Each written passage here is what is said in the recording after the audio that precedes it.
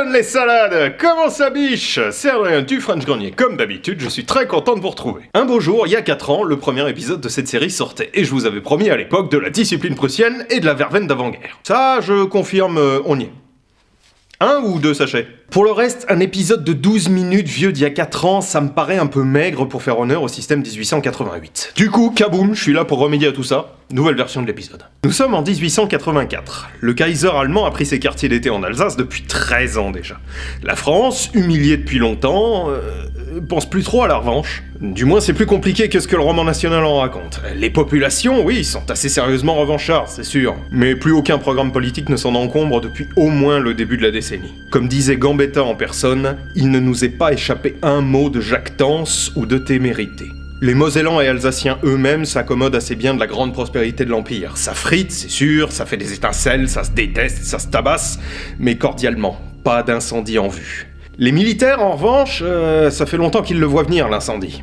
Notre monsieur Paul Vieille national vient d'inventer une arme terrifiante, la poudre sans fumée. Plus efficace, plus rapide, plus discrète aussi, elle va changer la face du monde. Une armée qui en disposerait écraserait ses ennemis sans coup férir. Sans grande surprise, les traîtres sont légion d'un côté comme de l'autre. Et un beau jour, un déserteur français nommé Schnebel passe la frontière avec un fusil modèle 1886, un Lebel, et ses munitions. Il réclame 20 000 marks à l'armée allemande pour leur livrer le précieux secret. Assez curieusement, l'armée allemande s'en tape. Ou fait mine. Nul ne sait en réalité si l'histoire du déserteur est véridique. Reste que les Allemands finissent par tester ce fusil français à Spandau.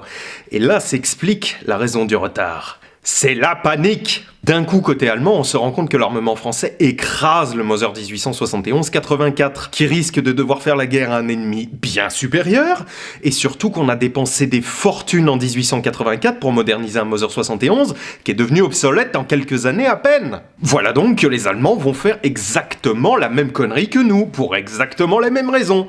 Vouloir s'armer très très vite en cas d'un conflit qu'on pressent imminent. Et quand on veut faire très très vite, on peut pas faire très très bien. C'est la GPK. Gewehrprüfungskommission, située à Spandau, qui se colle à la lourde et urgente tâche de créer le fusil du turfu-teuton. Heureusement pour eux, Max von Duttenhofer, le pendant germanique de notre Paul Vieille à nous, réussit en un temps record à créer la poudre RCP. Cette poudre améliorait à peine 1 an plus tard pour donner la GBP. Qui est littéralement pompée sur la poudre en paillettes V des Français. Pour l'anecdote d'ailleurs, Duttenhofer c'est vraiment un gros poisson. Il sera un des fondateurs de Daimler et le fondateur de Rottweil. C'est pas dégueu comme CV. La munition qu'il utilisera, la 7,92 par 57, 8,57i pour l'instant pour ne pas la nommer, copiée sur la GP90 du Major suisse Rubin, sera une des meilleures de son temps. Cette mine sera toujours infiniment supérieure aux françaises qui lui feront face. Et en prime, elle sera toujours parfaitement adaptée aux usages semi-automatiques et automatiques, surtout automatiques dans un premier temps. Parce qu'elle a pas le gros cul de la 8 Lebel et d'autres de la même époque. Jusque-là donc, tout roule comme sur des fruits confits. Mais le fusil, à un moment ils ont pensé modifier encore une fois le 71-84 pour le rendre à poudre sans fumée et à petit calibre. Mais qu'est-ce que vous voulez, les Allemands, ils ont pas le sens de l'humour, hein. Résultat, sous la direction du maître armurier Segelmilch, les membres de la GPK, dont le major Armand Mig, seront les nouveaux papas du fusil adopté dans la plus complète précipitation par un décret du 20 novembre 1888, le Gewehr 88.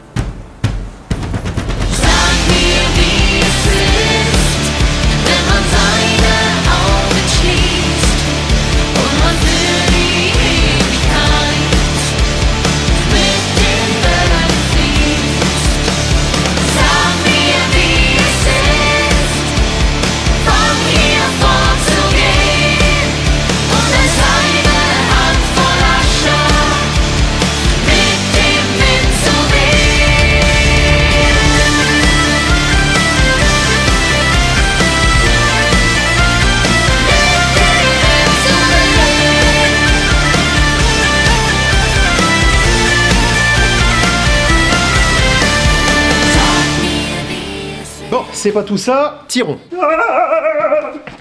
Ah non, pardon, tirons, pas tirons-nous. Allez, c'est parti.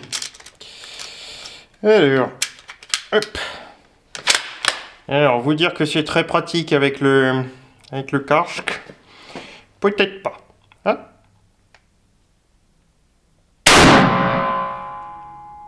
Trunk.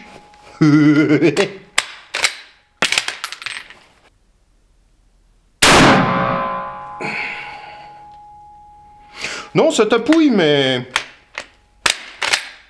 ça tapouille gentiment. Tranquille. 8,57. Hihi.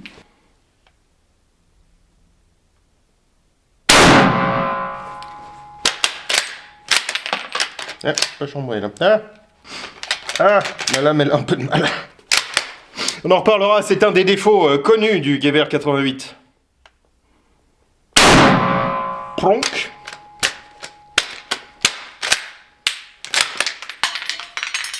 Ah, clink.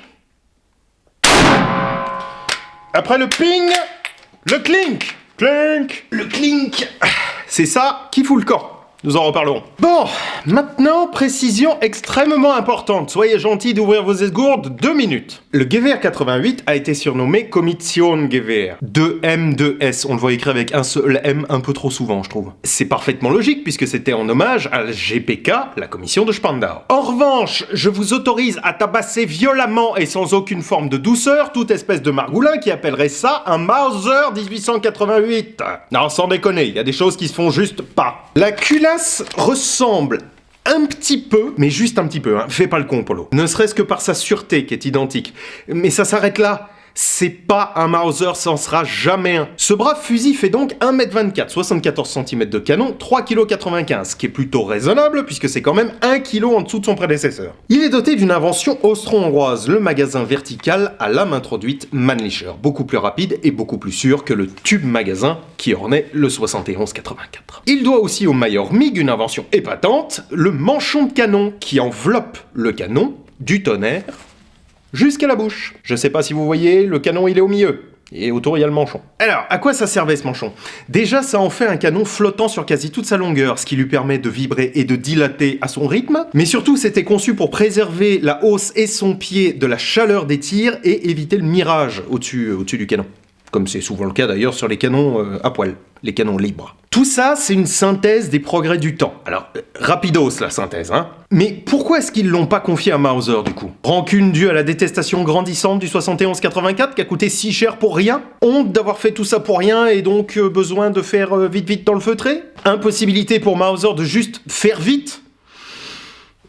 Tout ça à la fois? Allez savoir. Garnissons notre lame rapidement. C'est absolument pas une métaphore sexuelle, quoique ça pourrait être drôle. Viens chérie que je te garnisse la lame un peu là. Les garçons, ça s'amuse de rien. Alors, tir de réaction. Poilu!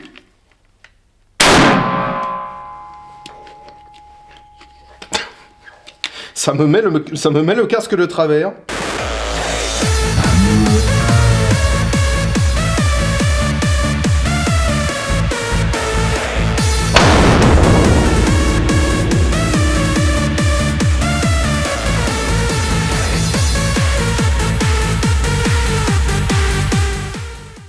Poilu second. Ponk. Essayons un coup à gauche, vite fait. Clonk. Voilà, la lame qui vient de se péter la gueule. Ouh là là là là là. Ouais, ça va, mais c'est pas non plus, bon, la parfaite recette de mon bonheur. Bref, ils l'ont pas confié à Mauser. Toujours est-il que Spandau est parfaitement incapable de sortir le presque million d'exemplaires ardemment désirés par le commandement suprême allemand. Du coup, les 3 autres arsenaux impériaux, Amberg, Danzig et Erfurt, sont priés de bouger leurs fesses, ainsi que des privés, Enel, Schilling, EWG en Autriche, et celui auquel ça va coûter cher, l'Euve. Parce que oui, ce fusil créé dans l'urgence totale ne pouvait avoir que des problèmes. C'est une règle quasi absolue. Premier problème, l'étanchéité du manchon de canon. Ça, dans ma langue, on appelle ça un thermos en fait. Vous allez comprendre. Les pressions externes, donc mettons par exemple un soldat qui rampe dans la boue ou qui va se cacher dans un trou de flotte, tout ça, ça va forcément faire rentrer une chier d'eau dans ce manchon. Et cette eau, avec la chaleur du tir, elle va vaporiser, et puis ensuite condenser, et puis précipiter, puis revaporiser, et ainsi de suite, et ainsi de suite. Et pour la faire sortir, cette eau, bah, macachoualou. Et ça, c'est la recette d'école pour faire rouiller le canon en dessous. Second problème, le jeu pris par certains canons et beaucoup de hausse, en tout cas suffisamment pour que ce soit remonté à l'OHL. Troisième problème, les lames chargeurs introduites du modèle 88 sont super bien au stand de tir.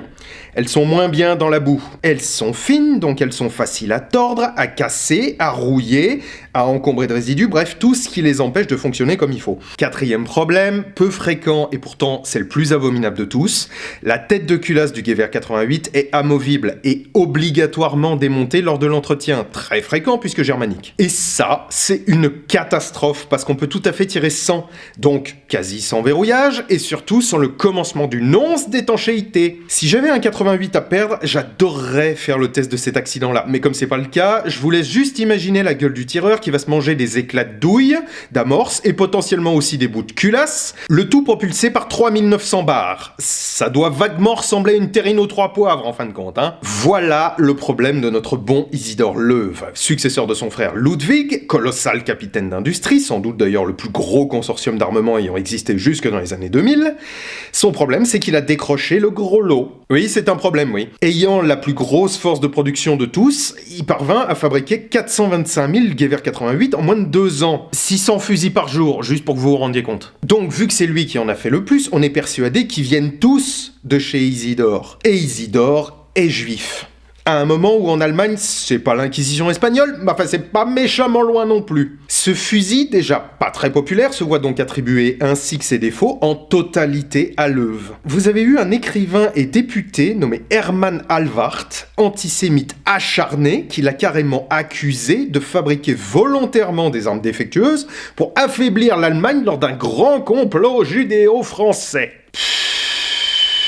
Ah ouais, le niveau, quoi. Il va carrément jusqu'à débaucher des ouvriers mécontents de chez Loew qui vont pouvoir raconter le manque de contrôle et les lacunes de fabrication au sein des usines. Ainsi, le Gewehr 88 devient le Judenflinte. La pétoire juive. Flint, ça se traduit pas très bien, c'est un vieux fusil de chasse, si vous voulez, Flint. Une pétoire, quoi. Pour l'anecdote, d'ailleurs, un truc sympa, contrairement à ce qui se faisait à peu près partout, à cette époque-là, Mauser n'a jamais enfoncé le clou en s'acharnant sur le Gewehr 88. Le bon gars, quoi. Ok, tirons un petit peu, faisons-nous un petit exercice, tiens. Voyons à quel point c'est facile de changer de lame, c'est-à-dire de recharger complètement le bazar. Mettons que, j'arrive en fin de bazar, j'ai pas entendu la lame qui tombe, elle est tombée dans la boue, dans l'eau, une surface meuble qui ne fait pas de jding, si tu veux. Donc, j'ai une lame dans la poche, et l'idée, c'est de tirer 2 coups le plus vite possible. Je mets ma petite sûreté. Tuduten. Ah, mais il y a urgence!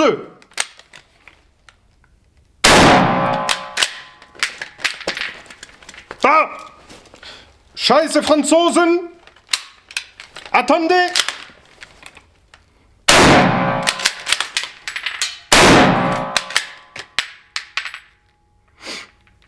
Je sais pas en combien de temps je l'ai fait, mais ça passe, hein. C'est cool. Ça va, c'est sympatoche. Et vous l'aurez remarqué, je tirais avec des balles d'entraînement en bois. D'où le faible recul. Mais c'est pratique. Quand il n'y a pas de recul, on peut s'occuper de la technicité un petit peu. Même s'il y avait absolument 0 technicité dans ce que je viens de faire. Mais c'est pas grave, au moins j'ai pu m'en occuper quand même. Il vaut mieux 0 que moins 2. Alors tous ces défauts finiront par être réglés au fur et à mesure, évidemment. Et pour vous montrer ça, on va s'intéresser au marquage de ces armes. C'est probablement les marquages de ce système que je préfère, ce sont les plus passionnants que j'ai vus de ma vie. Tout d'abord, sans même parler des marquages, on va déjà commencer par le déflecteur de gaz. Rajouté au côté gauche de la noix de culasse, en cas de rupture d'étui, ça dévie les gaz et ça évite de les prendre en pleine trogne. Ensuite, dès 1892, comme certains canons ont eu tendance à exploser sous les pressions inattendues de la nouvelle poudre vive, on en monte de nouveaux, plus épais pour augmenter leur résistance. Les armes montées en canon épais bénéficient du marquage d'un point à l'avant du tonnerre, c'est le Körnerpunkt. Ensuite, le problème des rayures. Les premières dont a bénéficié le 88 étaient vraiment pas très profondes, comme une arme à poudre noire. C'est l'habitude dont on avait hérité à l'époque. Seulement, poudre vive et projectile FMJ, ça use très vite des rayures minuscules comme ça. Dans un premier temps, les Allemands ont essayé un nouvel acier plus résistant, d'où la mention sous le marquage de modèle, qui a d'ailleurs varié avec le temps, je tiens à le signaler, la mention NM. La mention NM, ça veut dire Neues Material, nouveau matériau. Comme ils se sont rendus compte que c'était pas vraiment suffisant, en 1896, ils ont approfondi les rayures à un diamètre de fond de 8,20 au lieu de 8,15. Pour les armes qui ont été fabriquées avant 1896 et qui ont été modifiées avec ces rayures profondes, la chambre a été frappée d'un Z pour Zug. En 1890, toujours pour les mêmes raisons, on décide quand même, plutôt que de tirer 2 munitions normales pour l'épreuve, d'utiliser une munition spécifique qui développe 1,5 fois la pression normale. Comme ça, au moins, on se rendra compte s'il y a des armes un petit peu péraves. Autre problème, les hausses, qui avaient tendance à se dessouder sous l'effet des chocs et de la chaleur, verront leur base modifiée, et elles seront surtout désormais brasées au cuivre plutôt que soudées à l'étain. Détail emmerdant de nos jours, les manchons de canon qui avaient tendance à se barrer au pire moment seront aussi brasés en place, ce qui nous empêche, le cas échéant, de les retirer pour vérifier l'état externe des canons. Vous les reconnaissez facilement ceux-là puisqu'ils ont été marqués d'un point sous le numéro de série du manchon, celui qui est le plus à l'avant. Enfin, énorme modification de tous les Gewehr 88 avec l'arrivée de la nouvelle munition modèle 1898 et de sa balle S. Elle arrivera dès 1903 pour les G88 en service, qui seront estampillés S au tonnerre, et 1905 pour ceux qui sont construits neufs. 1905 donc, le 8805 ou 8814. Il y a 2 dénominations, je vous expliquerai dans 5 minutes pourquoi. Et justement, le 8805.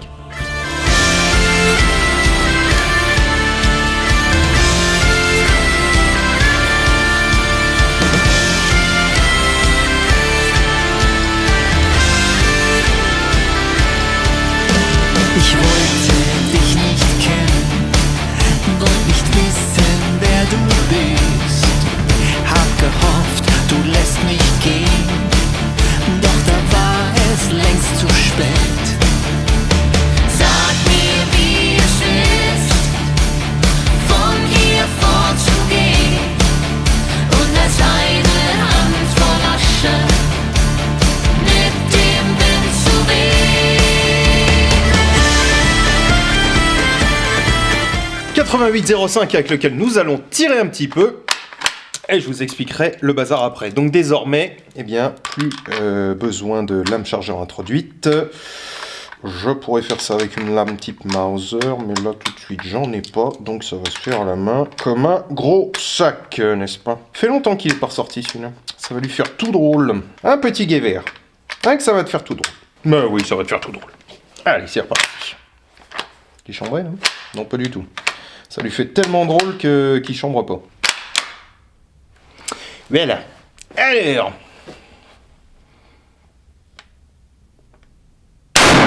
Ouh! Oh, je me suis fait avoir. La queue de détente est très différente. Elle a pas de dur quasiment celle-là. Oh, puis.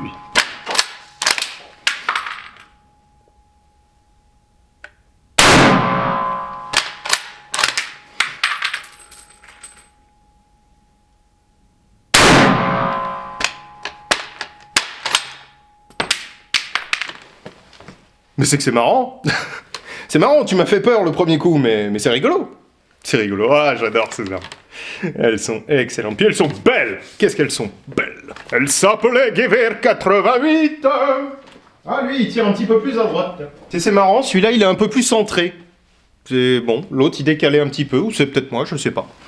Marrant. Bah, c'est marrant. Je peux pas vous dire que je me sente pas parfaitement en sécurité avec ce casque, du coup, là. Tu m'étonnes que ça leur donnait un sentiment d'être beau et d'être fort et d'être plus fort que les autres aussi. Le 8805, et puisque nous en parlons, camouflons-nous un petit peu. Faisons couleur locale. Adapté donc à la nouvelle balle S, non plus ronde mais pointue, S Spitzer ou Spitzgeschoss, donc pointu. La modification 1905, c'est une bonne grosse amélioration. Déjà, le magasin Mannlicher, c'est bien mignon, mais c'est relou. Les lames chargeurs sont fragiles, il y a plein de trucs qui peuvent remonter par le canal d'extraction, etc., etc., etc. Donc on va changer ça. On réduit un peu la voilure sur les conneries, on obture grâce à une pièce relativement élastique, pas suffisamment pour que je puisse l'enlever sous vos yeux ébahis, mais quand même. On obture donc le canal d'extraction des lames chargeurs vides, on colle à l'intérieur de ce magasin, dans le flanc, vous voyez, c'est au bout de mon doigt là, un nouvel arrêtoir de munitions. On colle aussi une petite plaque d'acier de chaque côté de l'interne, ça permet de rattraper l'épaisseur de la lame chargeur. Et tout ça, ça devient peu ou prou un magasin Mauser, mais monopile quoi. L'arrière du tonnerre est creusé d'une petite encoche qui permet de faire passer la nouvelle balle modèle 1898 qui est un tout petit peu plus longue que l'ancienne. De même que, autre encoche, ici, sur le flanc du boîtier, et ça permet d'approvisionner au pouce avec une lame chargeur type Mauser. Vous vous demandez sans doute pourquoi la double dénomination 8805-8814. Je vous l'ai promis tout à l'heure, je vais vous expliquer. Vous remarquez sur cet exemplaire-là, qui est un 88-14, 88-14, c'est une dénomination de collectionneur, hein, ça n'est pas un modèle officiel, que les deux rainures ne sont pas creusées dans le boîtier, ce sont deux flasques, deux plaques d'acier, si vous voulez, qui ont été rapportées et soudées dessus. Et ça, c'est un des meilleurs indicateurs que c'est un 88-14, c'est parce qu'à partir de 1914, on a simplifié la modification 05, qui est devenue moins qualitative, plus schnapsoïde, plus crue, plus rustique, moins soigné. Et c'est pour ça qu'il y a eu ces deux appellations-là, 8805 et 8814. En dehors du 8805, ça reste la Turbo Prusse, hein. La Fantasy, c'est pas leur truc. Résultat, il n'y a pas eu des masses de variantes et en réalité, il n'y a eu qu'une carabine en plus du fusil. Ou pas, en fait. Je vais vous expliquer ça très vite, vous inquiétez pas. Et cette carabine en plus du fusil, eh bien ce sera la Kar 88. Und steht die Welt in Flammen, will ich mit euch durchs Feuer gehen, bis unsere Asche sich vereint in Ewigkeit. Und steht die Welt in Flammen, dann werden wir uns wiedersehen, jenseits von hier, jenseits der Zeit.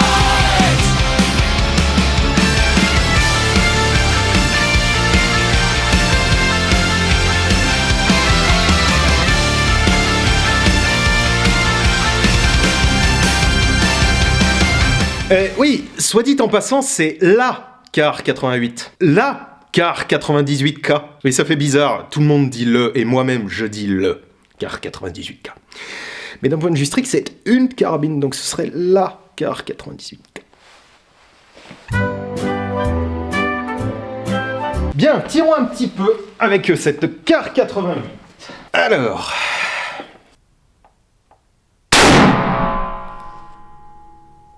Ah, ça fait plus de bruit, hein. Attendez, du coup, je vais aller me mettre une autre cible parce que je sais pas du tout où j'ai tapé, là.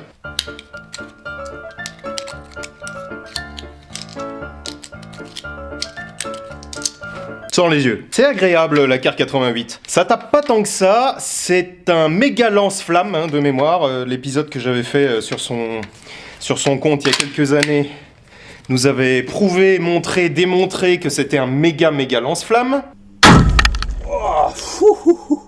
On va voir si ça se concrétise ou pas. Mais j'aimerais déjà voir où ça tape.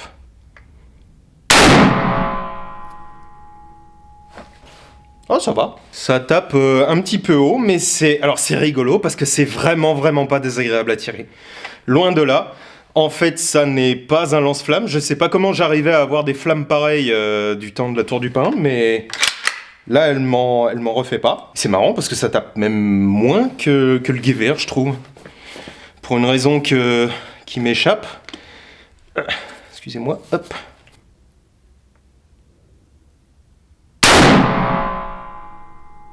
Alors c'est marrant parce qu'à la seconde où je dis ça, elle tape plus. Excuse-moi, petite Kar 88. Je voulais pas Enfin voilà, je voulais pas te vexer. Gentil, calme, cool. Tout va bien. Ça fait plaisir. Ah, ça fait plaisir. Ah, c'est génial. En plus, vous verrez, ce casque est parfaitement à propos du coup, puisque c'était un casque de Reiter allemand, et ils étaient armés avec ça. C'est cool. C'est léger. Ah, c'est léger, c'est maniable. C'est fantastique, j'adore. D'ailleurs, sauf erreur de ma part, je crois que c'est le premier épisode que je fais entièrement costumé tout le long. Juste comme ça, par honnêteté, ça n'est pas le bon couvre-casque. Ça, c'est un couvre-casque de 95 normal, mais j'ai pas celui du Reiter. On va peut-être pas exagérer, j'ai le casque, c'est déjà pas mal. Pling. Attendez.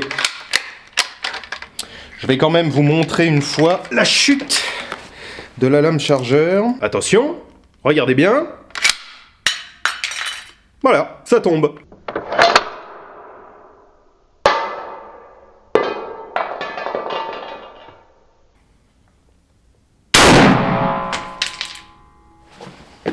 C'est marrant.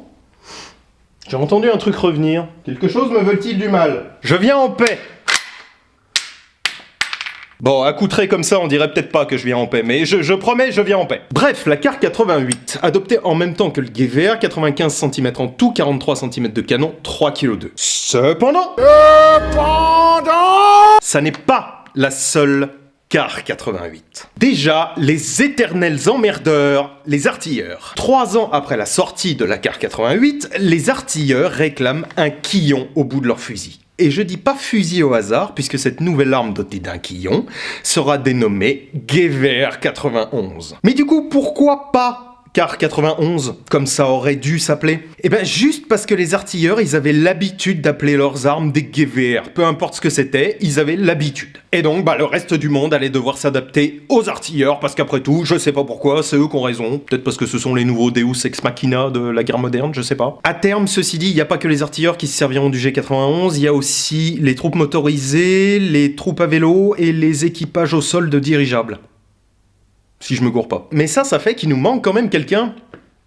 Les gendarmes. Eh oui, dernière variante ultra rare, quasi inconnue et méchamment sexy, la Kar 88 de gendarmerie. En 2 variantes, une pour Bad et l'autre, j'ai oublié, mais je me demande si c'est pas la Saxe. Cette arme spécifique est dépourvue de l'embouchoir particulier du Kar 88 pour la simple raison qu'il semblerait qu'elles aient été toutes faites à partir de fusils raccourcis pour l'occasion. Autre particularité méchamment sympa, un logement dans la crosse, accessible via une trappe en dessous qui contient un clip de munitions supplémentaires. Et ça, ça fait le kiki tout dur, hein, on va pas se raconter d'histoire. Bon, pour les derniers tirs, reprenons notre 88 pur et montons lui une baïonnette. Profitons-en avant que je ne vous en parle. Repartons sur quelque chose de plus classique, y compris notre shininess, n'est-ce pas? Donc voilà, je pense que vous ne la verrez pas à cause du cadre, mais j'ai bien une baïonnette montée sur mon 88. Ce Gewehr, je l'ai choisi parce qu'il décale à gauche. Est-ce que la présence d'une baïo le fait décaler autrement ou pas? Je vois rien. Maintenant, je vois mieux.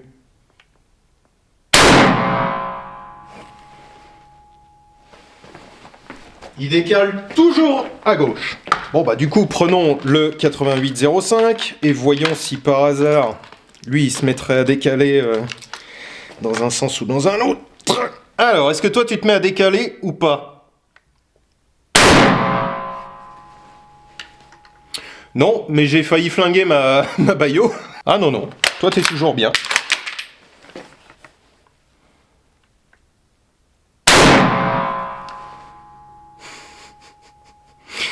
C'est un petit peu sexe, hein, quand même. Putain. Non. Il faut pas fantasmer ni la guerre ni la violence, c'est mal. Quand même, je comprends. Surtout avec des baïonnettes plus longues que celle-là. Bref. Finissons en beauté, les accessoires. Déjà, 3 types de cartouchières. Une monobloc courbe, très rare, très chère, j'ai pas. Une monobloc carrée, que voici. Magnifique. Et le fameux type à 3 compartiments séparés qui restera invariable jusqu'après la Seconde Guerre mondiale. 2 types de bretelles, la classique à dégagement arrière qui sera reprise pour le Gewehr 98 et une ersatz en toile pour quand ce sera la Dèche. Les bouchons de canon, un pour le fusil et un pour les carabines de l'armée, c'est-à-dire pas les carabines de gendarmerie, introuvable. Super introuvable, j'adorerais en avoir, mais bon. Le bouchon fusil, ça va, il se trouve, mais il est très cher, je trouve. On peut noter quand même, ce sont des accessoires assez minoritaires, mais le Gewehr 88 a été utilisé par les soldats à vélo, donc il y a une suspente spécifique pour les Gewehr 88 montés sur vélo. Et puis, il y a un étui de selle pour la Kar 88, puisque c'était une arme de cavalerie, et donc les cavaliers avaient un étui de selle spécifique. Les baïonnettes donc, enfin. Et là, c'est le bordel. On a tout monté sur ce pauvre Gewehr 88, c'est les derniers outrages à l'infini. Il a commencé par avoir la baïo du Mauser 1871, histoire de commencer, tu sais, par lui dire on te respecte même pas un petit peu, t'as même pas ta baïo à toi. Puis il a eu les 71-84 raccourcis. En 84 justement, il aura la 1884 et plus tard la 84-98 avec et sans bague donc. Et puis après ça, festivité festoche. Il aura bien entendu les baïonnettes ersatz, c'est celle avec laquelle j'ai tiré. Les ersatz si cher au teuton donc, poignée moulée ou pas, avec et sans bague, avec et sans rainure en trèfle, puisqu'il les partagera avec le Gewehr 98. Il aura aussi, bien qu'elles sont absolument pas prévues pour être montées sur le Gewehr 88, les 98, les 98-05 et les 14. En gros, lui, il aura le droit à toutes les baïonnettes allemandes entre 1871 et 1914. C'est hallucinant.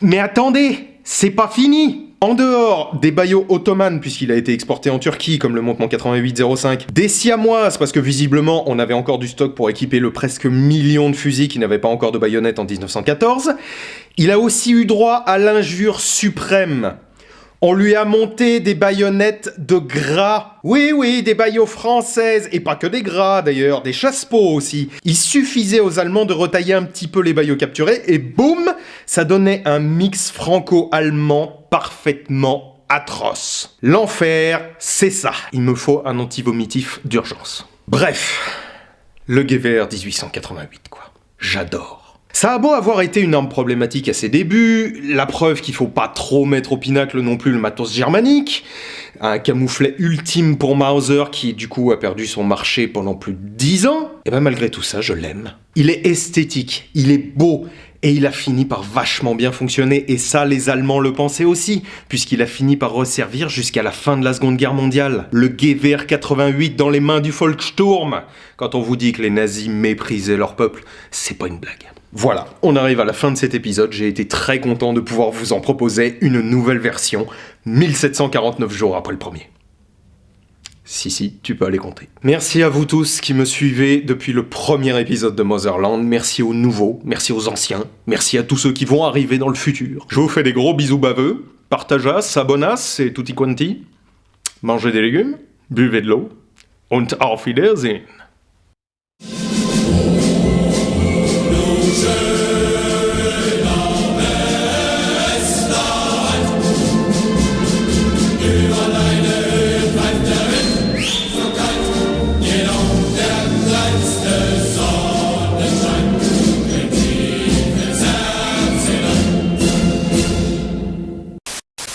Urgente tâche de trouver l'arme du fusil.